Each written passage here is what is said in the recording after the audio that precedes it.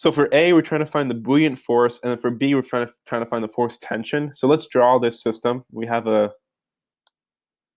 mass here. We have the buoyant force. We have force of gravity, and we have force of tension. Now the diameter is going to be equal to 5.20 meters. And then we can say that the mass is going to be equal to 74,400 kilograms. So this means that for part A, the buoyant force can be calculated by taking the density of water times the volume of the water displaced times gravity.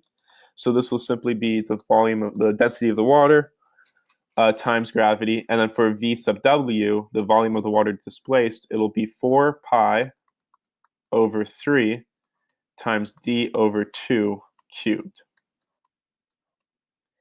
And we find that the buoyancy force is going to equal pi delta, the density of water times g times d cubed divided by 6. And we can solve, so pi 1,000, 9.8, 5.2 cubed, all divided by 6. And we find that the buoyancy force is going to be equal to 7.40 times 10 to the 5th newtons. Now, in order to find the, well, this is be your answer for part A.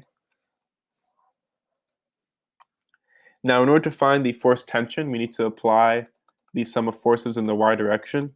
This is going to equal 0 newtons because it has to be perfectly suspended in the water. So that means that the buoyancy force minus the force tension minus the force of gravity equals 0, or that the force of tension equals the buoyancy force minus the force of gravity. So force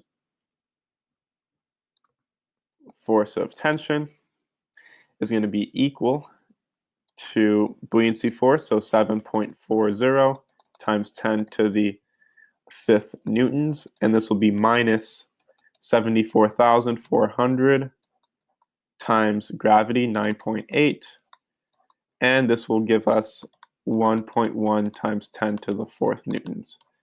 So this will be the force tension in the cable. And that's the end of the solution. Thank you for watching.